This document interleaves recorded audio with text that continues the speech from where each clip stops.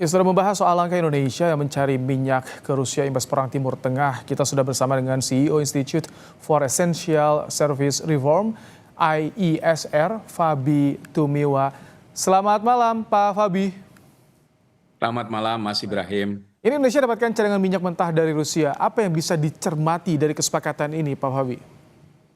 Yang pertama ini tentunya kabar baik ya. Seperti yang kita tahu, kita kan harus menggantikan 25% pasokan minyak mentah. Itu kira-kira 125.000 barrel per hari yang tadinya berasal dari timur Tengah ya. Dan kalau kita hitung-hitung dengan perang ini sudah berjalan hampir lebih dari 45 hari kira-kira ya. Estimasi saya itu mencapai 5 juta barrel gitu kira-kira. 5 juta barrel minyak mentah yang harusnya diolah di kilang-kilang Pertamina, Cilacap, Balongan, Balikpapan gitu ya. Nah, ini dengan adanya jumlah defisit yang cukup besar, pemerintah memang harus mencari sumber-sumber minyak mentah baru. Nah, salah satunya Rusia karena juga kesesuaian ya, jadi jenis minyak Rusia itu dengan spesifikasi kilang yang ada di Indonesia. Jadi saya rasa apa yang dilakukan oleh Presiden untuk mendapatkan minyak dan juga LPG dari Rusia itu adalah upaya untuk memperkuat pasokan BBM kita. Oh, oke. Tidak perlu diuji lagi karakteristik minyak mentah dari Rusia, Pak Fabi? Ya kalau dari mana-mana namanya minyak mentah kan sebenarnya ketika mau dibeli atau mau dipakai ya biasanya sudah punya eh, karakteristiknya. Jadi ya tidak perlu diuji gitu ya. Oke. Biasanya perusahaan minyak sudah tahu misalnya kan kalau kita lihat kan crude grade ya itu di semua lapangan itu memang punya karakteristik sendiri-sendiri. Jadi industri minyak sudah tahu gitu. Kira-kira kalau crude-nya berasal dari ladang minyak ini, misalnya karakteristiknya seperti apa, sulfur konten biasanya yang jadi isu karena kilang-kilang di Indonesia biasanya menggunakan minyak dengan sulfur rendah, Oh, gitu ya oke. kira-kira. Baik. Di mana di sini crude grade yang dimiliki oleh Rusia yang saya tahu misalnya yang jenis Rusia Espo atau Sokol itu memiliki kesesuaian dengan spesifikasi kilang gitu. Nah, Oke. sedangkan yang Rusia Urals mungkin kurang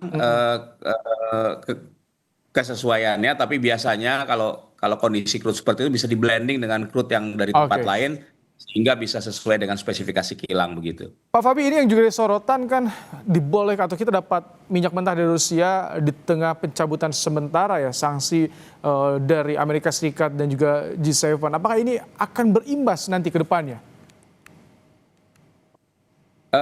Nah ini yang kita perlu perhatikan dengan baik ya, karena eh, di dalam penyampaian yang kalau saya baca keterangan dari Kementerian SDM, perkara mengenai sanksi itu tidak disebut-sebut, ya. Oke. Tapi kalau kita lihat dari sumber-sumber lain, saya cek misalnya waiver dari Amerika Serikat itu sebenarnya sudah berakhir tanggal 11 atau 12 April kemarin. Dan menurut keterangan dari Treasury, US Treasury, mereka nggak akan memperpanjang waiver itu, Oh, gitu. Nah, ini jadi pertanyaan ya, karena kemudian kalau waiver itu tidak diperpanjang, maka ada implikasi oke. yang mungkin membuat eh, pengiriman minyak dari sana, dari Rusia ke Indonesia itu bisa jadi lebih Oh, kompleks, gitu. oke.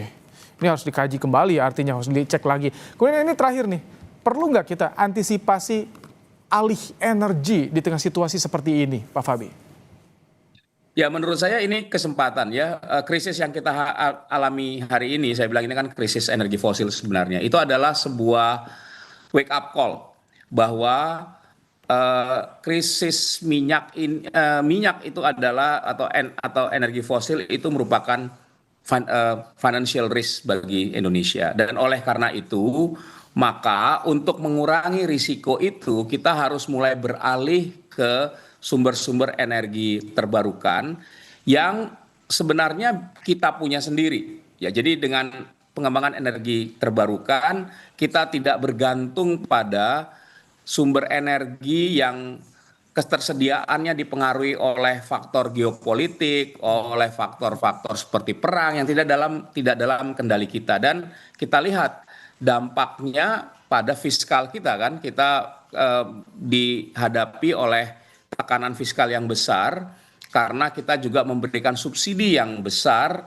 bagi energi fosil ya, minyak Baik, dan LPG, yang membuat ya kita harus memangkas anggaran-anggaran yang lain dan juga berdampak pada perkembangan ekonomi kita. Jadi baik, memang buah keharusan untuk kita melakukan transisi energi berpindah menuju energi terbarukan. baik.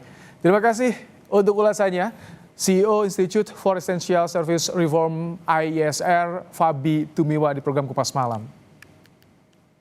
Terima kasih. Baik.